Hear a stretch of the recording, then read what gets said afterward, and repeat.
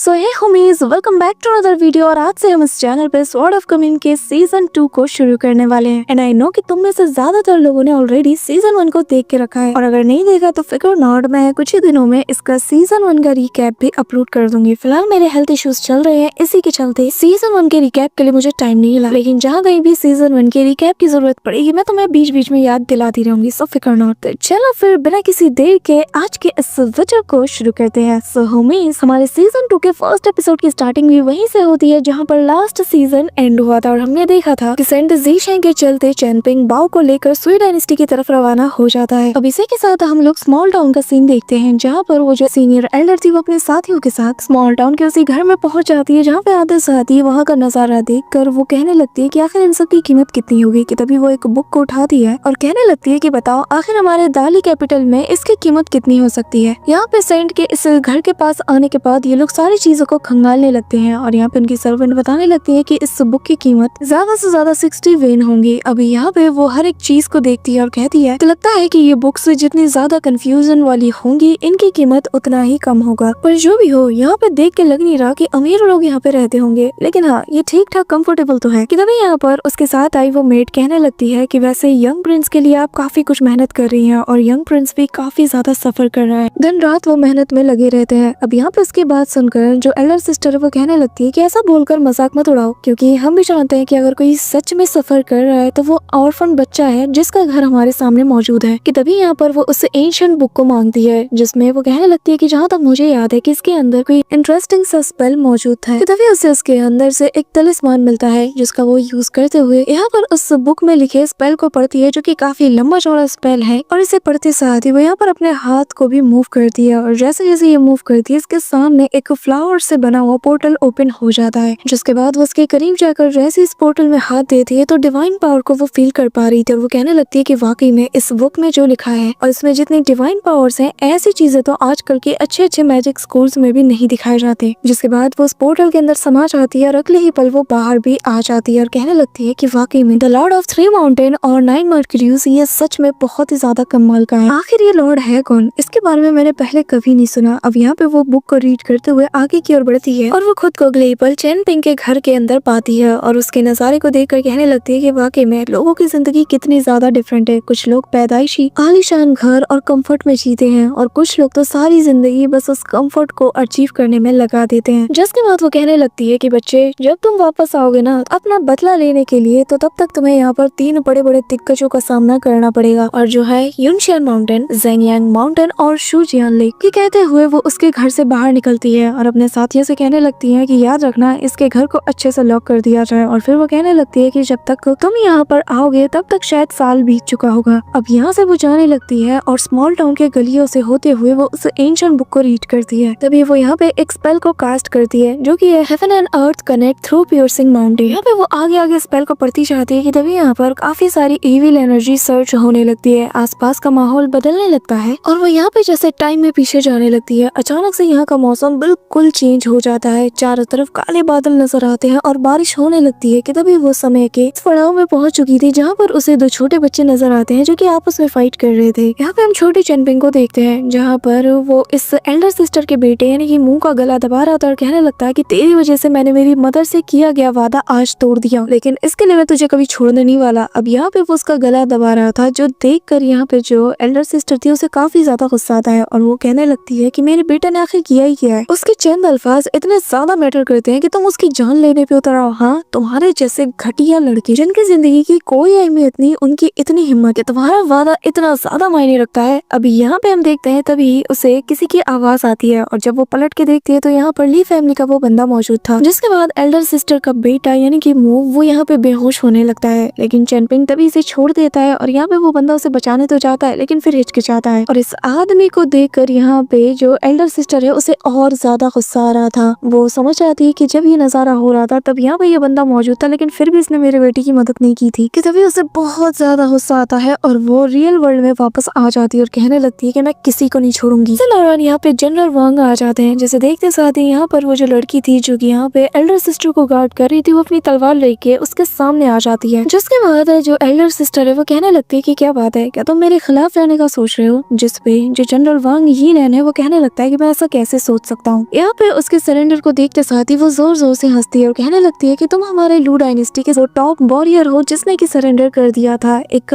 8 realm का martial art expert जब इस कॉन्फिडेंस के साथ बात करता है ना तो देखने में मजा आता है। पर तभी यहाँ पर सामने खड़ी लड़की स्वॉर्ड निकाल लेती है, लेकिन तभी यहाँ पे जो एल्डर सिस्टर है वो कहने लगती है कि हम दोनों इस वक्त सेम साइड में हैं, तो बेहतर यही होगा कि तुम भी अपनी तलवार को म्यान में रख लो क्योंकि मुझे वायलेंट का रास्ता ज्यादा पसंद नहीं। जिसके बाद वो जनरल वांग के करीब जाते हुए कहने लगती है कि चलो ठीक है, मैं तुम्हारे लिए इतना कर सकती हूँ कि जिन्हें तुम सबसे ज्यादा प्यार करते हो और जिन्हें प्रोटेक्ट करना चाहते हो उन्हें मैं इंपीरियल पेरिस भेज देती हूँ या फिर मैं उन्हें जियाओ फाइन के इलाके में भेज दूँ। अब यहाँ पे अपने फैमिली मेंबर्स का सुनते साथ ही इसका माथा सिकुड़ने लगता है और वो इमीडिएटली इसके सामने झुकते हुए कहने लगता है कि मुझे माफ कीजिएगा मेरी रूडनेस के लिए, आप जो कर रही है बिल्कुल सही है, मुझसे गलती हो गई कि मैंने आप पे डाउट किया, आप जो कर रही है आप बिल्कुल सही कर रही है, मुझे मेरी गलती के लिए माफ कीजिएगा। योर मैजेस्टी मैं बस आपके कमांड के इंतजार में हूँ, आप बताइए मुझे करना क्या है। यहाँ पे उसके बिहेवियर को देखकर वो काफी ज्यादा खुश हो जाती है और वो कहने लगती है कि फिलहाल मैं चाहती हूँ कि आज तुम मेरे लिए 2 लोगों के सिर को लेके आओ और जिनमें से जो पहला वाला है वो farmer supervisor song you Seng और दूसरा वो इंसान है जो कि इस घर का मालिक है। ये कहते साथ ही वो चैन पिंग के घर की तरफ देखती है और कहती है कि नाम है उसका चैन पिंग। इसी के साथ सीन शिफ्ट होता है और हम इतने टाइम बाद चैन पिंग और बाओ को देखते हैं जहाँ पर ये दोनों नदी के किनारे बैठे हुए थे और यहाँ पे चैन पिंग पानी के अंदर हाथों से मछली को पकड़ने की कोशिश करता है और ऐसे करते करते उसने काफी सारी मछलियां भी पकड़ ली थी कि तभी वहीं दूसरी तरफ हम बाओ पिंग को देखते हैं जो कि यहाँ पर कुछ रीड कर रही थी और यहाँ चैन पिंग उसे देखकर कहता है कि लिटिल बाओ एक बात बताओ, क्या तुम्हें मास्टर जी ने कभी आउटसाइड वर्ल्ड के बारे में बताया है? जिस पर वो जो कि एक नक्शे को देख रही थी वो यहाँ बताने लगती है कि हाँ बिल्कुल, मास्टर ने मुझे बहुत कुछ बताया है और बताया है कि हमारे इस विशाल दुनिया में बहुत बड़ी 9 कंट्रीज मौजूद हैं जिन्हें की द ग्रेट 9 कंट्रीज कहा जाता है और जो ईस्टर्न बाओ पिंग कॉन्टिनेंट है जहाँ से अभी हम लोग बिलोंग करते हैं इन सभी 9 ग्रेटेस्ट कंट्रीज में सबसे छोटा है। लेकिन फिर भी हमारे इस बाओ पिंग कॉन्टिनेंट में बहुत बड़े बड़े ऐसे स्टेट्स हैं जो कि बहुत ही ज्यादा अट्रैक्टिव है, ऐसी डायनेस्टी जो कि जंगल की तरह फैली हुई है और यहाँ के लोग तो बहुत ही ज्यादा अमेजिंग है और इतने ज्यादा तुम्हें यहाँ लोग देखने को मिलेंगे कि तुम गिनती भूल जाओगे। लेकिन ये तो रही हमारी कॉन्टिनेंट की बात, लेकिन मैंने अभी तक तुम्हें नॉर्दर्न कोरो कॉन्टिनेंट के बारे में नहीं बताया जो कि और ज्यादा विशालकाय है। फिर बारी आती है साउदर्न जैम्बो कॉन्टिनेंट की जहाँ की साउदर्न कुजीन काफी ज्यादा फेमस है। फिर आती है सेंट्रल डिवाइन कॉन्टिनेंट की बारी जो कि अपनी डिवाइन ट्रेजर्स और पावर्स के लिए काफी ज्यादा फेमस है। अब यहाँ पे हमारी नन्ही बाओ आगे बात करते करते भूल जाती है कि इसके बाद बाकी के कॉन्टिनेंट्स के नाम क्या है, लेकिन जो चैन पिंग है वो बड़े गौर से इसकी बातें सुन रहा था। जिसके बाद वो यहाँ पे बताने लगती है कि पर चिंता मत करो, मैं तुम्हें सही सलामत बिल्कुल उसी जगह ले जाऊंगी जहाँ में हमें जाना है। और फिर वो नक्शे में देखकर बताने लगती है कि हमें सबसे पहले टाइफो रिवर को फॉलो करते हुए साउथ वर्ल्ड की तरफ जाना है, वो देखो बिल्कुल वहाँ पे। जिसके बाद हमें कीदुन माउंटेन को भी पास करना है और वहाँ पे एक जगह है जिसे कि होंगजू टाउन कहा जाता है, हमें वहाँ जाना है। अरे हाँ मुझे याद आया, जैसे ही हम वहाँ पहुँच जाएंगे ना उसके बाद हम पानी के रास्ते से ट्रेवल करेंगे जिससे हमारी स्पीड और ज्यादा बढ़ जाएगी। अब यहाँ पर जब वो ये सारी बातें बता रही थी तभी वो जो मछली को चैन पिंग ने इतने मुश्किल से पकड़े थे वो सभी पानी में जा गिरते हैं और बेचारा चैन पिंग उन्हें पकड़ने के लिए पानी में पूरी तरीके से भीग जाता है। अब यहाँ पर उसकी हालत देखकर बाओ पिंग उससे कहने लगती है कि चिंता मत करो, अब से मैं तुम्हारे लिए मछलियाँ पकड़ूंगी, तुम्हें मेरे लिए इतनी ज्यादा मेहनत करने की जरूरत नहीं है। जिस पे वो कहने लगता है कि तुम भूल रही हो कि जब तक मैं तुम्हें क्लिफ एकेडमी में पहुंचा नहीं देता तब तक मैं ही तुम्हारा ख्याल रखूंगा, तो ये सारे छोटे मोटे काम ये मैं कर लूंगा, तुम्हारा काम है हमें गाइड करना। उसकी बात सुनकर यहाँ पे लिटिल बाओ कहने लगती है कि लेकिन मास्टर जी ने मुझसे एक बार कहा था कि जो एडवेंचर करते हैं ना उनकी जर्नी बहुत ही ज्यादा मुश्किल होती है और उन्हें कभी भी मुश्किलों से डरना नहीं चाहिए। ठीक है फिर मैं तुम्हें गाइड करूंगी, लेकिन साथ में तुम्हें लिखना पढ़ना भी सीखना होगा ताकि तुम राइचस पैथ को फॉलो कर सको। अब यहाँ पे उसकी इतनी बड़ी बड़ी बातें सुनकर वो कहने लगता है कि ठीक है, जब हम लोग उस बैम्बू फॉरेस्ट से गुजरेंगे तो मैं तुम्हारे लिए बैम्बू से बैम्बू बॉक्स बना दूंगा जिसमें तुम अपनी बाकी की किताबें और अदर चीजें रख सकती हो। ऐसा नहीं हो सकता है कि लियू शेंगयान ने जैसा मेंशन किया था हमें इतने बड़े बड़े बैम्बू फॉरेस्ट भी दिख सके। यहाँ पे उसकी बातें सुनकर बाओ पिंग काफी ज्यादा एक्साइटेड हो जाती है, पर तभी उससे चैन पिंग कहने लगता है कि बाओ पिंग एक बात याद रखना, अगर इस सफर के दौरान मुझे कुछ भी हो जाता है तो तुम्हें डरना बिल्कुल भी नहीं। पहाड़ चाहे जितने भी बड़े क्यों न हो, लेकिन अगर तुम दिल में इरादा ठान लो कि चाहे जो हो जाए मुझे उस माउंटेन टॉप पे पहुंचना है तो तुम हर हाल में वहां पहुंच के रहोगी। यहाँ पे चैन पिंग की बातें सुनकर लिटिल बाओ काफी ज्यादा इमोशनल हो जाती है। वो रोते हुए उसे हक करती है और कहती है कि चैन पिंग ऐसी बातें मत करो, मैं तुम्हें खोना नहीं चाहती, अगर तुम मुझे छोड़ के चले जाओगे तो मैं यहाँ खो जाऊंगी, फिर मेरा ख्याल कौन रखेगा बताओ, मैं कैसे आगे बढ़ूंगी। अब यहाँ पे उसे रोता हुआ देखकर चैन पिंग उसे चुप कराता है और कहता है कि अरे पागल, इतना इमोशनल होने वाली बात क्या है, मैं तो बस तुम्हें एक बात की बात बता रहा था, चिंता मत करो, चाहे जो हो जाए तुम हर हाल में इस अकेडमी में पहुंचोगी जहाँ पे जाके तुम नई नई किताबें पढ़ोगी और तुम्हें तुम्हें उन सारे सवालों के जवाब मिल जाएंगे जो कि तुम मास्टर जी से हमेशा पूछा करती थी। ऐसा भी हो सकता है कि तुम इस वर्ल्ड की पहली फीमेल मास्टर भी बन जाओ। बताओ कितना अच्छा ख्याल है ना। अब यहाँ पे ये सुनकर उसका मूड ठीक हो जाता है कि तभी वो मास्टर जी के दिए गए उस हेयरपिन की तरफ इशारा करते हुए कहती है कि चेनपिंग, मैं जानती हूँ कि इसे तुम्हें मास्टर जी ने दिया है ना। यहाँ पे चेनपिंग भी अच्छे से जानता था कि हाँ, उसकी जर्नी में मास्टर जी ने उसे ये दिया होगा, इसलिए वो कहता है कि हाँ, तुमने सही कहा। और तभी यहाँ पे छोटी बहू अपना दिमाग चलाती है और कहने लगती है कि मैंने सुना था कि हमारे मास्टर जी को उनके मास्टर ने ये हेयरपिन दिया था और मास्टर जी ने तुम्हें दिया, तो आज से मैं तुम्हें लिटिल मास्टर अंकल कह के बुलाऊंगी। जिस पे चेनपिंग कहता है कि पर ऐसा करने की जरूरत क्या है। जिस पे वो एक स्टोन पे खड़ी हो जाती है और कहती है कि हाँ, जरूरत है, क्योंकि अगर तुमने फ्यूचर में कभी सोचा कि मैं बाओपिंग को यहाँ पे छोड़ के चला जाऊँ तो तुम्हारे दिल में ये ख्याल आएगा कि यार मैं कैसे जा सकता हूँ, मैं बाओपिंग का सबसे चहीता लिटिल मास्टर अंकल हूँ, वो मेरी जिम्मेदारी है, तो मैं ऐसे अकेला छोड़ के नहीं जा सकता। तुम्हारे दिल में ना एक ख्याल आएगा कि तुम कभी भी चाहे जो हो जाए मुझे छोड़ के नहीं जा सकते, है ना मेरा आइडिया कमाल का। जिस पे चेनपिंग हंसता है और कहने लगता है कि क्या हम इस लिटिल मास्टर अंकल वाली बात को जाने नहीं दे सकते, ये बहुत ज्यादा हो रहा है, चिंता मत करो, मैं तुम्हें छोड़ के कहीं नहीं जाने वाला। जिस पे वो कहती है कि नहीं, मुझे तुम पे यकीन नहीं। जिस पे वो कहता है कि चलो ठीक है, मैं तुम्हारे लिए उस बैम्बू बॉक्स के साथ साथ बैम्बू स्ट्रॉस भी बना के दूंगा, अब तो जाने दो इस बात को।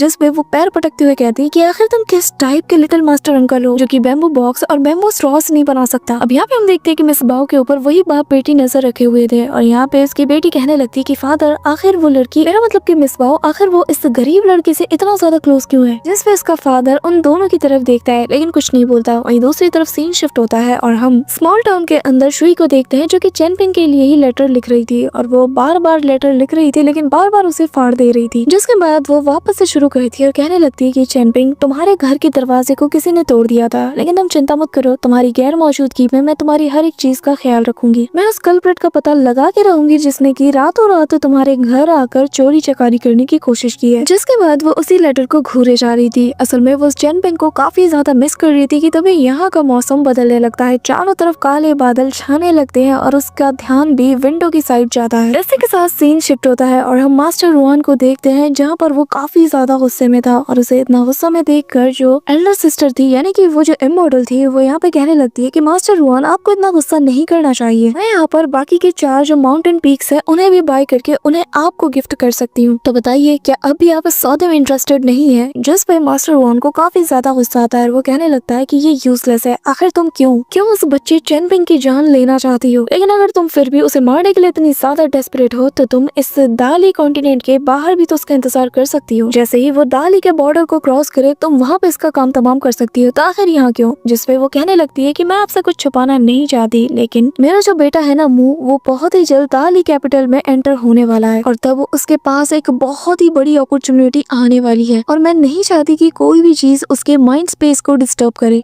इसी के चलते मेरे बेटे के लिए मुझे कोई भी चीज अगर मुसीबत नजर आएगी तो मैं उसके सामने ही उसे जड़ से उखाड़ फेंकना चाहती हूँ। तो मास्टर रुआन, बताइए आखिर आपकी कीमत क्या है। यहाँ तक कि मैं आपके लिए हिज मैजेस्टी से रिक्वेस्ट भी कर सकती हूँ कि वो आपके लिए एनलाइटमेंट के सारे दरवाजे खोल के रख दो। और न सिर्फ मैं बल्कि इंपीरियल पैलेस के जो सीनियर प्रिसेप्टर्स हैं वो भी, और हमारे जो प्रिंसेस सॉन्ग चैंगिंग है वो भी आपके लिए, आपके फ्यूचर एनलाइटमेंट के लिए, आपके लिए आसानियां पैदा करेंगे। वो आपके लिए सब कुछ कर सकते हैं, बस आपको मेरे कहने पर उस लड़के को जान से मार देना है। अब यहाँ पे उसकी बातें सुनकर मास्टर रुआन अपनी आंखें खोलते हैं और कहने लगते हैं कि अगर अपनी भलाई चाहती हो तो दोबारा इस शहर में और इस कंट्री में अपने कदम मत रखना, वरना तुम्हारे साथ जो होगा उसके लिए मुझे जिम्मेदार मत ठहराना। ये कहते साथ ही वो यहाँ से जाने की कोशिश करता है कि तभी यहाँ पर जो इमॉर्टल थी वो कहने लगती है, ठीक है मैं तुम्हारी बात समझ गई, लगता है कि अब मुझे बॉर्डर के पास ही उस लड़के का इंतजार करना होगा ताकि मैं उसे वहाँ पे ठिकाने लगा पाऊँ। ये कहते हुए वो यहाँ से चली जाती है, लेकिन तभी सीन शिफ्ट होता है और हम यहाँ पर उस इमॉर्टल को देखते हैं जो कि एक मैसेज को किसी के जरिए से इंपीरियल पैलेस तक पहुँचा रही थी कि तभी यहाँ पर एक बंदे की एंट्री होती है और जिसे फील करते साथ ही यहाँ पे जो मास्टर रुआन थे वो इमीडिएटली वहाँ से गायब हो जाते हैं और उस बंदे के पीछे पड़ जाते हैं। अब यहाँ पे सीन शिफ्ट होता है और हम ली हो और उसके फादर को देखते हैं जहाँ पर ये लोग अभी भी चेनपिंग और मिस बाओ के ऊपर नजर रखे हुए थे, जहाँ पे लीहू अपने फादर से कहती है कि आखिर हम लोग कब तक ऐसे छुप कर इन पे नजरें रखेंगे। जिस पे उसका फादर कहने लगता है कि जब तक मिस बाओ सही सलामत अपनी डेस्टिनेशन पे नहीं पहुँच जाती तब तक हमें उन्हें फॉलो करते रहना है। वैसे भी वो नहीं चाहती कि हम उनके साथ जाए, तो हमें छिप कर उन पे नजर रखनी ही होगी। अगर तुम उस लड़के पे शक करी हो तो क्या तुम भूल गई हो कि उस लड़के ने तुम्हारा तब क्या हाल किया था, तुम्हें कितना अच्छा उसने सबक सिखाया था। ये कहते साथ ही वो सीन को याद करती है जब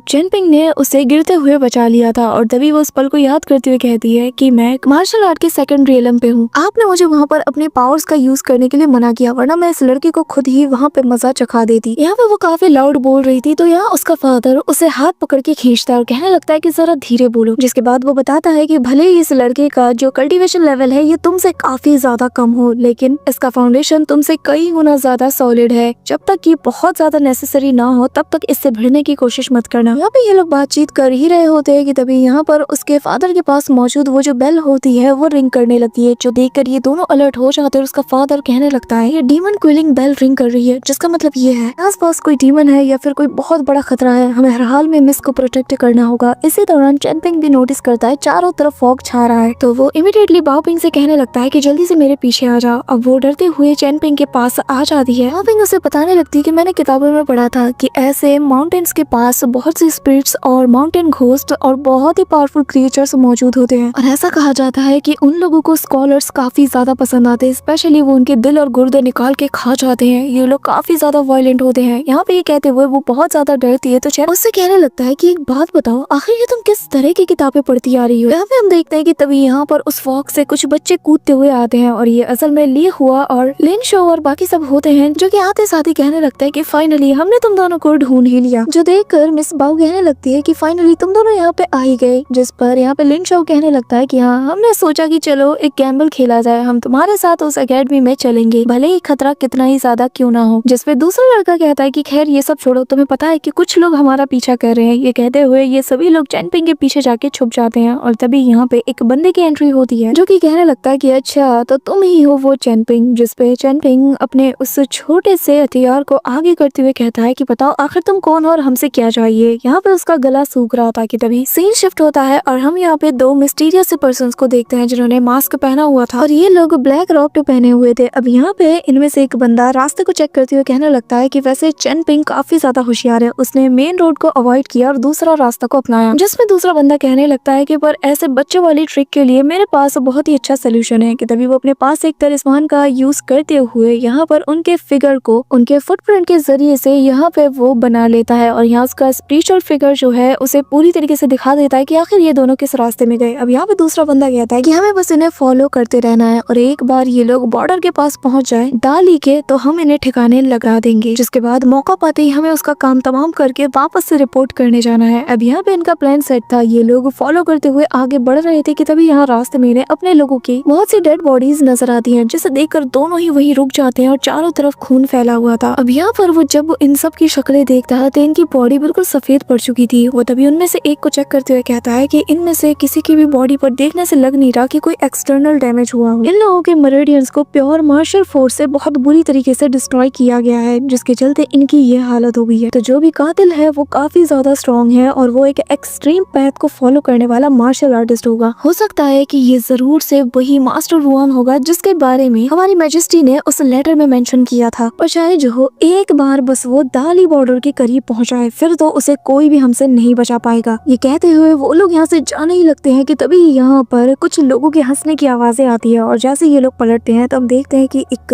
ओल्ड टाइप का क्रीपी सा बंदा होता है, जो कि यहाँ पर किसी के बॉडी पार्ट को कच्चा चबा रहा था। कि तभी यहाँ पर पीछे से वही लड़की हमें नजर आती है जैसे कि अभी हमने मरा हुआ पाया था। वो यहाँ किसी के हाथ को खाते हुए आ रही थी और कहने लगती है कि जरा देखो, ये दोनों तो दिखने में काफी ज्यादा डिलीशियस लग रहे हैं, तो चलो अगला शिकार इनका किया जाए। यहाँ पे हम देखते हैं कि दोनों अपनी पावर्स को एक्टिवेट करते हैं, और यहाँ इनकी बॉडी से बहुत ईविल पावर निकलती है, जो कि आसपास इन दोनों ब्लैक रॉब पहने हुए बंदों को घेर लेती है, और फिर दोनों तेजी से इस पे टूट पड़ते हैं। देखकर उनमें से एक बंदा कहता है कि इन्हें जल्द से जल्द खत्म करो क्योंकि हमें निकलना है। तो वो बंदा यहाँ पे अपनी स्वॉर्ड को समन करते हुए उस लड़की पे अटैक करता है, और यहाँ अपने उल्टे हाथ से उस लड़की के मुंह को पकड़ता है और उसका सिर जमीन पे कुचल देता है। ये देखकर उसका जो साथी था वो उल्टे पैर यहाँ से भागने लगता है, लेकिन वो अपनी स्वॉर्ड को तब तक इसकी तरफ फेंक चुका था, जो कि इसकी बॉडी के आर पार होके वापस इसके हाथ में आ जाती है, और ये अगले ही पर इसकी गर्दन को भी उड़ा देता है। इसी के साथ हम देखते हैं कि वो बंदा वहीं पे मारा जाता है। कि तभी सीन शिफ्ट होता है और हम देखते हैं कि यहाँ पे चेनपिंग के सामने वही मिस्टीरियस सा पर्सन आ जाता है, जहाँ पर उसके पीछे उसका एक साथी भी था, और यहाँ पे वो कहने लगता है कि तुम जरूर से वही चेनपिंग होंगे ना, वैसे मेरा नाम लियांग है और मुझे तुमसे मिलकर काफी ज्यादा अच्छा लग रहा है। अब यहाँ उसके साथ उसका गधा भी होता है, और ये सभी लोग डरते हुए इस बंदे को देख रहे थे। और तभी यहाँ पे लियांग अपने बॉटल को बाहर निकालते हुए कहने लगता है कि वैसे मैं बता दूं, मैं एक स्वॉर्ड्समैन हूँ। यहाँ पे स्वॉर्ड्समैन का सुनकर चेनपिंग उससे कहने लगता है, लेकिन तुम्हारे पास तो तुम्हारी स्वॉर्ड नहीं, तो आखिर तुम किस टाइप के स्वॉर्ड्समैन हो? जिसपे वो बताता है कि हाँ, वो बात ये है कि मुझे अपने मुताबिक अब तक कोई स्वॉर्ड नहीं मिली, इसलिए मैं इस बैम्बू स्टिक का यूज करता हूँ। और चिंता मत करो, मुझसे डरने की जरूरत नहीं है। मैं तुम लोगों को यहाँ से यूफू पास, जो कि दाली बॉर्डर के पास है, वहाँ तक तुम लोगों को एस्कॉर्ट करूंगा। इसी दौरान लीहू और उसका फादर आ जाता है और यहाँ पर वो आते साथ ही कहने लगती है कि जरा देखो कौन इतनी बड़ी बड़ी बातें कर रहा है। कि तभी मिस बाऊ जब इन दोनों को देखती है तो वो भी हैरान थी और कहने लगती है कि अच्छा, तो आप दोनों मुझे तब से फॉलो कर रहे हैं। जिसपे हम देखते हैं कि सामने मौजूद बंदा अपना असली नाम बताता है और बताने लगता है कि जैनपिंग, मैं ली फैमिली का बहुत ही लॉयल सर्वेंट जू हे हूँ और ये मेरी बेटी है और हमारी मिस का ख्याल रखने के लिए तुम्हारा बहुत शुक्रिया। और ये मेरी बेटी है जिसका असली नाम जू लू है और हम दोनों हमारे एंसेस्टर के दिए गए ऑर्डर के तहत ही मिस बाऊ को यहाँ तक गाइड करते हुए आ रहे हैं। यहाँ पे मिस बाऊ जो है वो चैनपिंग से कहने लगती है कि मुझे लगा कि शायद तुम इन्हें पसंद नहीं करोगे, तो मैंने इन्हें ट्रिक किया और इन्हें दूसरी तरफ भेज दिया था, तो इसलिए लिटिल मास्टर अंकल मुझे माफ कर देना। अभी यहाँ पे इसकी बात सुनकर चैनपिंग स्माइल करता है कि तभी यहाँ पर जो जूलू है वो कहने लगती है कि लियांग, अब बताओ कि आखिर तुम यहाँ पे कर क्या रहे हो? जिसमें वो कहने लगता है कि अरे शांत हो जाओ, मेरी बात तो सुनो। असल में मैं यहाँ पे ना मास्टर रुआन की बेटी की तलाश के लिए आया था, क्योंकि मैंने सुना है कि उसकी बेटी काफी ज्यादा अट्रैक्टिव हो चुकी है और काफी ज्यादा डेलिकेट भी। सोचा एक बार जाके इस खूबसूरत को देखा जाए। अभी यहाँ पे ये बात सुनकर जो चैनपिंग है वो लियांग को दूसरी डायरेक्शन पे पॉइंट करता है और जैसे ही वो मुड़ के देखता है तो मास्टर रुआन ऑलरेडी वहाँ पे पहुंचे थे और वो अपनी पावर की ऑरा को रिलीज करते हुए कहने लगते हैं कि क्या कहा, जरा फिर से बोलना। अब यहाँ उनके पावर से ही वो पानी में गिर जाता है तो मास्टर रुआन कहने लगते हैं कि कहीं तुम वही वेई जिन तो नहीं जो कि उस स्नो टेम्पल से बिलोंग करता है।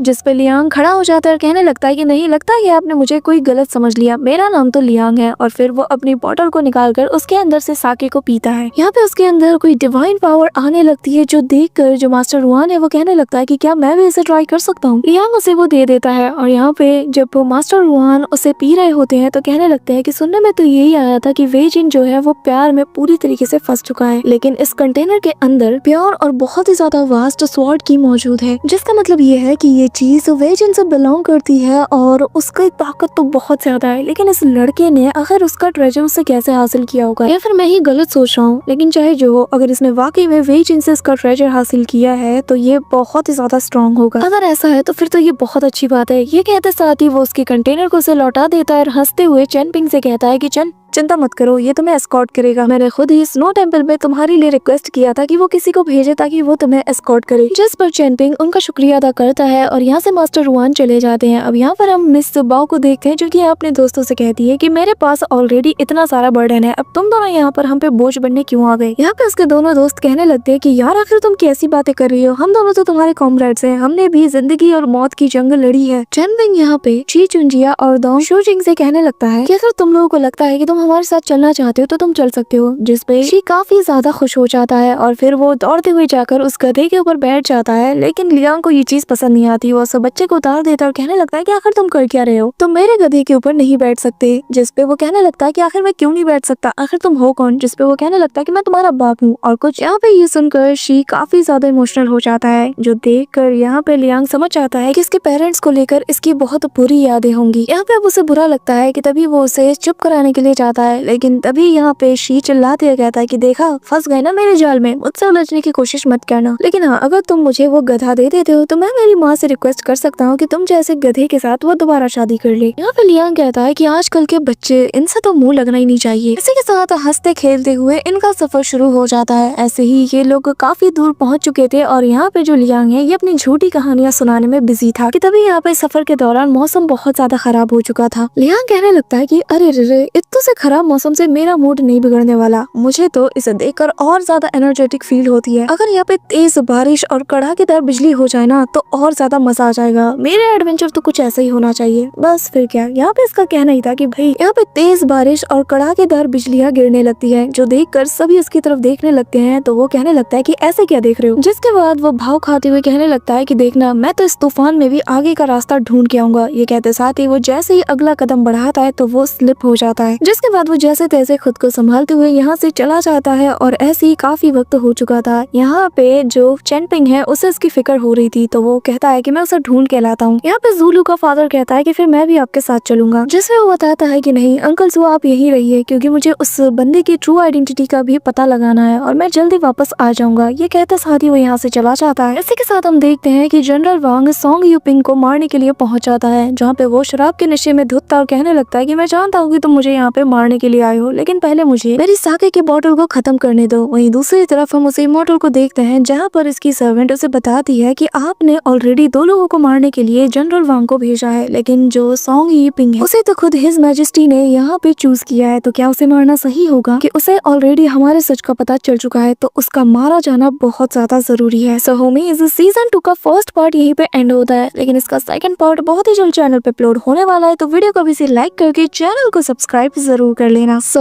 That's it for today guys. I hope कि तुम सबको आज की वीडियो काफी ज्यादा पसंद आई होगी। अगर हाँ तो वीडियो को लाइक करना, चैनल पे नए हो तो सब्सक्राइब करना। तो मिलते हैं नेक्स्ट वीडियो में, तब तक के लिए बाय।